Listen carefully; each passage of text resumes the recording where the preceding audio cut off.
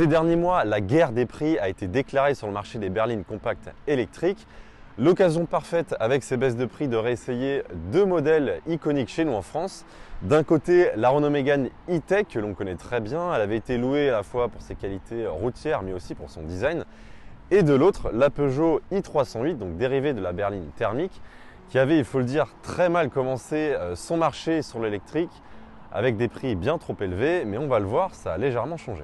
Oui Pierre, avec le bonus écologique déduit, la Lionne est tarifée à 39 870 € en finition GT, tandis que la Mégane E-Tech affiche un tarif de 39 000 € tout rond en finition iconique, mais au passage, elle se dote d'une motorisation bien plus puissante. Mais au-delà de cette puissance, de ces prix relativement équivalents et de nos deux finitions haut de gamme, on va voir ce que ces deux modèles nous réservent en termes de qualité perçue des matériaux, d'habitabilité, de comportement routier, mais aussi et surtout d'autonomie.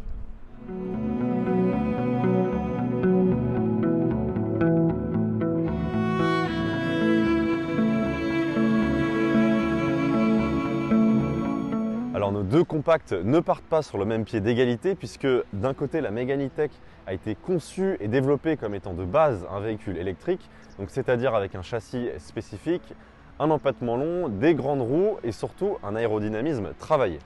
Alors que de l'autre côté on a un véhicule qui repose sur la plateforme modulaire de chez Stellantis, le MP2 V3 qui a d'abord été conçu pour accueillir des motorisations thermiques, ce qui fait qu'on n'a pas une plateforme qui est optimisée pour accueillir un moteur électrique avec ses batteries, et on verra un petit peu plus tard qu'en termes d'habitabilité et au niveau du coffre, ça va pêcher. Et sinon côté style, cette Renault Mégane E-Tech iconique, donc en version haut de gamme, elle se dote de la lame F1 dorée à l'avant, des grandes jantes de 20 pouces, mais aussi de cette teinte biton gris schiste et avec le toit peint en noir, donc c'est plutôt élégant et joli.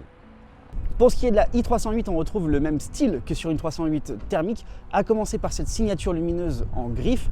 On a pour un modèle électrique une calandre semi-pleine, ce qui est assez original, des jantes de 18 pouces, une ligne continue des feux avant jusqu'au feu arrière découpée en 3 griffes, et on retrouve le badge GT pour la finition, ainsi que le petit E à côté de la mention 308. Et enfin au niveau du gabarit, la Peugeot fait 17 cm de plus en longueur que la Mégane avec 4,37 m contre 4,20 m.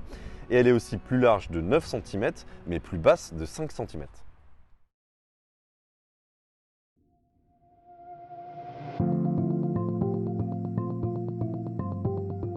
Dans l'intérieur de la Renault Mégane E-Tech, on a toujours une présentation aussi agréable. L'ergonomie est également excellente, il y a tout qui tombe sous la main. À part ce petit commodo de vitesse qui est derrière le volant, il faudra s'y faire. On a des matériaux et une finition qui est excellente avec par exemple sur cette finition iconique du bois nuo texturé, quelques surpiqûres et un volant en simili-cuir.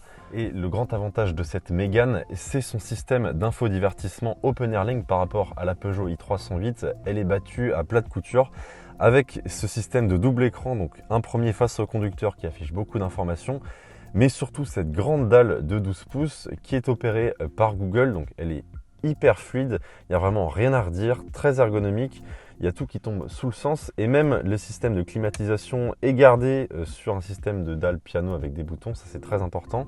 Et enfin au-delà de la fluidité inégalée de cette dalle de 12 pouces, il faut aussi souligner le planificateur de trajet donc qui inclut tous les arrêts à faire dans les bornes de recharge.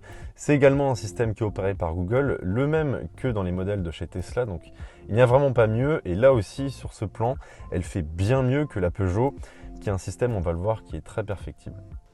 Comme à l'extérieur, à l'intérieur de cette i308, on retrouve le même tableau de bord que sur les 308 thermiques, avec donc le fameux e-cockpit de chez Peugeot, qui s'accompagne d'un compteur numérique et d'une tablette avec des e-toggles digitaux cette fois-ci, donc qui ne sont plus 100% physiques. Ça permet de naviguer dans les menus, même si je vous avoue que cet écran il a un petit peu de latence, il y a une petite animation en fait qui vient retarder l'affichage des informations. On a quand même un bouton pour revenir au menu de base et récupérer l'ensemble des fonctions qui sont disponibles sur cet écran. On retrouve aussi du coup le petit volant très atypique de chez Peugeot. Comme d'habitude, il y en a qui aiment et qui n'aiment pas.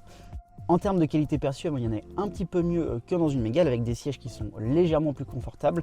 On a du simili-cuir de très bonne qualité, que ce soit sur la sellerie, sur les contreportes et sur la console centrale.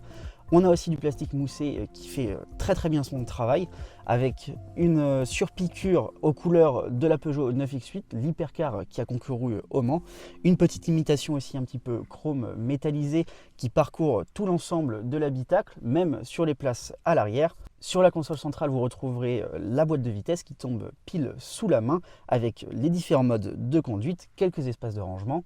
En revanche, on va voir à l'arrière, ça se gâte un petit peu. Alors si on retrouve les mêmes matériaux à l'arrière qu'à l'avant, en revanche en termes d'habitabilité, ça se corse un petit peu.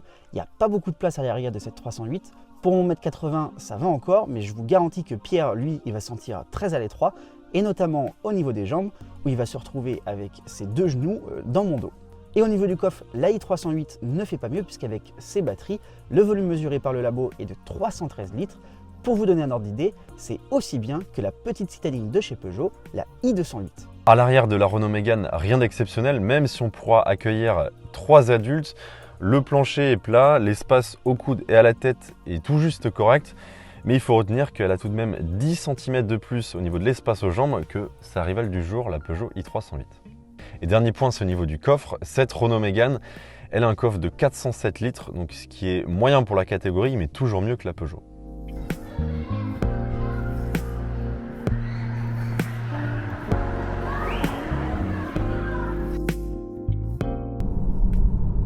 Au volant de cette Mégane E-Tech, on est sur un véhicule électrique qui a du peps. On est à plus de 220 chevaux. Donc par rapport à la Peugeot i308, on est à 156 chevaux. Là, on est quand même sur un cran au-dessus et ça se caractérise par un 0 à 100 expédié en 7 secondes 4 sur la Mégane contre plus de 10 secondes 5 sur la Lyon.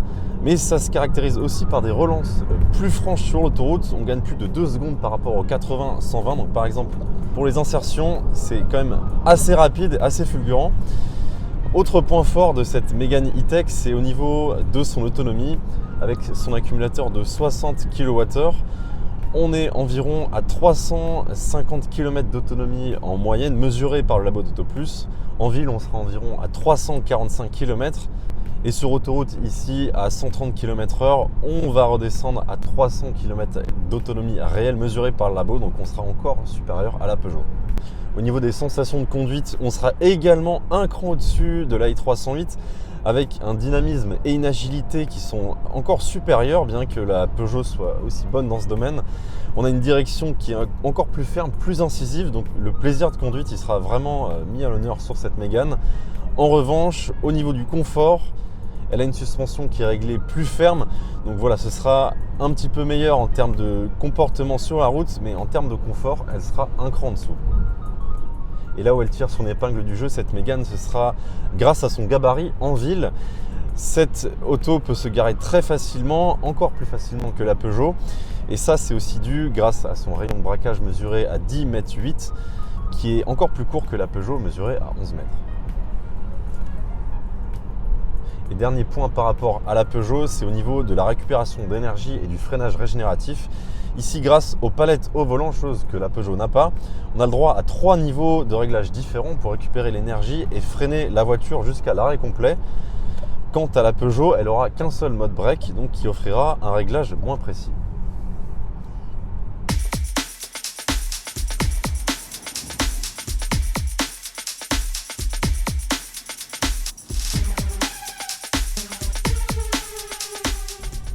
La Peugeot i308 embarque avec elle un moteur de 156 chevaux pour 270 Nm de couple.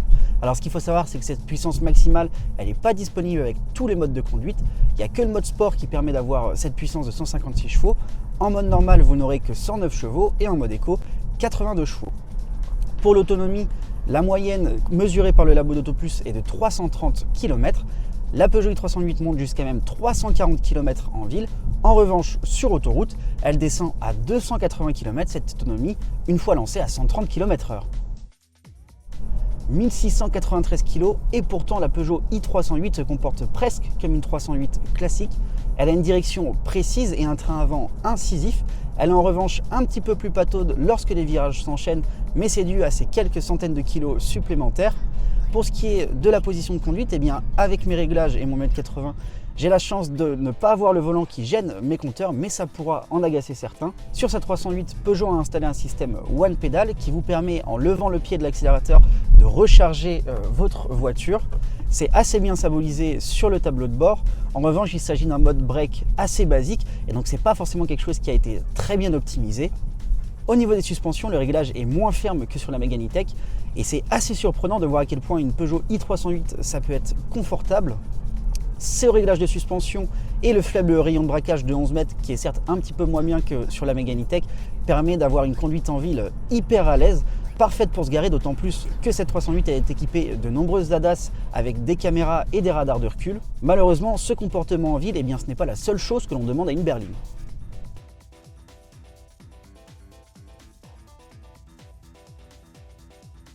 Avec une capacité utile de 51 kWh, la Peugeot i308 n'a pas besoin d'un chargeur ultra performant pour se recharger.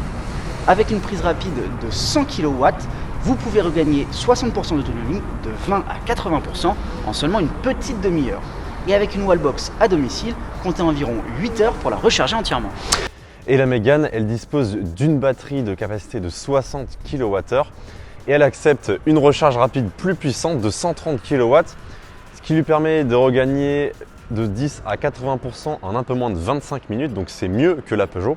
En revanche, avec une prise wallbox à domicile, comptez 2 heures de plus, donc il faudra 10 heures pour recharger la Mégane entièrement. Et sinon, au niveau de l'entretien, qu'est-ce que ça donne? Eh bien, la Mégane, elle demande de repasser au garage Renault tous les ans ou tous les 20 000 km. Quant à la Peugeot, c'est tous les 2 ans ou tous les 25 000 km. Et enfin, dernier critère, au niveau de la garantie, les deux modèles sont garantis 2 ans avec un kilométrage illimité. Résultat des courses, eh bien, c'est la Renault Mégane E-Tech qui l'emporte. Le point faible de la Peugeot i308 étant son habitabilité et son manque de puissance, même s'il a une très bonne qualité des matériaux perçus et un meilleur confort. Et on le rappelle, ils sont à peu près dans les mêmes tarifs. 39 870 € pour la Peugeot i308, 39 000 € tout rond pour la Renault Mégane E-Tech, bonus écologique déduit. Voilà, cette vidéo est à présent terminée. N'hésitez pas à vous dire ce que vous en pensez en bas dans la section des commentaires et à vous dire laquelle vous choisirez aujourd'hui avec ces nouveaux positionnements tarifaires. J'espère qu'on se dit à bientôt pour de nouveaux essais sur la chaîne d'autoplus.fr avec beaucoup de nouveautés cette année en électrique et on se dit à très bientôt pour de prochains essais. Salut. Ciao.